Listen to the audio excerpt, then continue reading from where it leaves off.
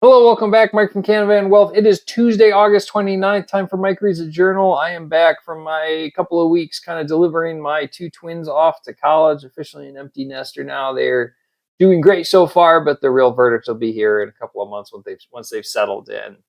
Market's doing great, up 0.75%. We've still had some kind of ugly declines and whatnot, but we've been on a pretty steady increase for about a week and a half, 2 weeks now, about 1.8 right now.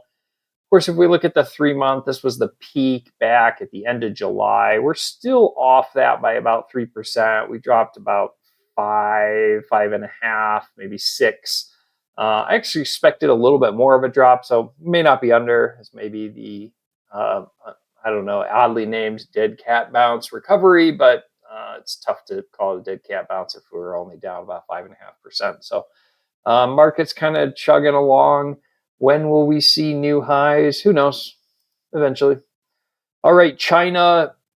We talk about it all the time on this channel. It's becoming, standard economic news virtually anywhere you look. Wall Street Journal, any type of in-depth economic reporting has a lot of concerns around China. This article is very much about consumer debt and the real estate market, which there's a lot of really interesting charts. So this is consumer debt in China. Believe it or not, the fact that this line is going up for most of the years is actually a good thing. This is kind of a standard developing nation that kind of figures out debt, usually around mortgages and whatnot. But the concern here is this decline. Now, of course, there's some declines back here, so we don't have to worry about that. But when you compare, this with everything else going on in China, this does become concerning. Although there's a very interesting thing that we're going to talk about in terms of their debt, which is typically real estate debt. So this is just fixed asset investment. So where is money flowing into? Kind of not into real estate or manufacturing, going into really services, utilities. This is that interesting thing showing that even though they have more consumer debt, they're actually paying it down dramatically. So it's this this gold line here is individual residential mortgages falling down dramatically, and consumer loans, this kind of big spike.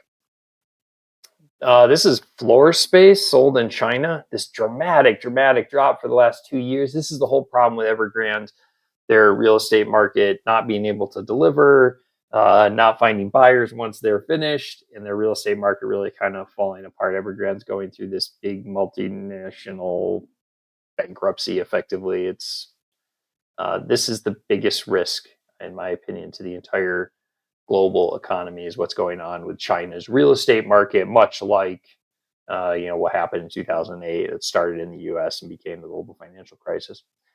Job market is another really interesting. Now, I wish this scale is raw numbers, and China's population was definitely increasing in the early 2000s. It's kind of steady or declining now, but I would really like to see this as percentage of population, not raw numbers, but it's still not too bad. But they show this kind of decrease in industry jobs and major increase in service jobs. So this is pretty typical of a developing nation.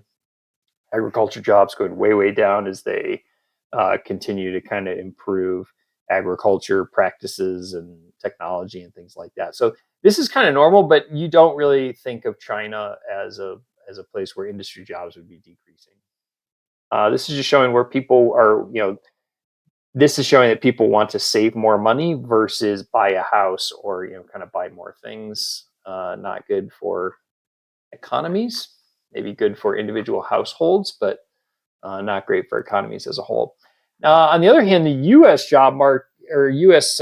Housing market, not the job market. This I think was really interesting. It's a really short article, but just U.S. home prices held steady in June. Now they're talking about from a year over year, so since last June. They, I think, kind of in there kind of peaked and have come back down. So maybe not the full story here, but with interest rates as probably as high as they're going to be, maybe we go up another quarter or a half or something. But and maybe we hold on to these rates a little longer than normal. However, the fact that the U.S. housing market kind of hasn't fallen apart is a really good sign. And I think we are past the time that if the bottom of this was going to fall out, it would have fallen out. I do think that housing prices could continue to go down here. Probably we'll see some impacts, but there's a lot of pent up demand for people waiting for interest rates to come down. So we could go through this huge surge too if interest rates do kind of start coming down maybe early next year. Really interesting here. Chicago had the fastest annual home price growth by 4.2%, followed by Cleveland. Just a couple of weeks ago, we talked about Miami, San Francisco, how quickly cities can change. Chicago was kind of one of those blacklisted, really struggling cities, really, really bad crime. And it's great to see them doing good. Now, hopefully, a lot of this is probably recovering from that kind of time of bad publicity. Cleveland doing well, shocker. San Francisco not doing well with 10% decline. No surprise there. And then the last one, this is kind of the same thing, talking about how the US economy has fared through record setting inflation and rises in interest rates to battle that. One thing the Fed has really been watching very closely is the job market and everything related to that, wages, to try and control inflation. And this article is about how the job market, specifically new hires, it's becoming substantially less competitive to get new workers. So they're able to pay a little bit less. Bad for the workers, good for the employers. And really kind of, I think, returning back to normal. I don't think this is like a warning article of, oh no, the job market's falling apart, but instead just kind of saying like, we seem to be getting back to a little bit more normal in terms of trying to attract, highly sought after workers. So that's really it. I hope you enjoyed this. I have a couple of videos kind of planned in the near future here, although I have been out of the studio for a couple of weeks, so it may take me a little bit to get them up. If you have any questions, you can always reach out to me at mike@canavanwealth.com. Otherwise, I hope it's been informative. I will talk to you soon. Thank you.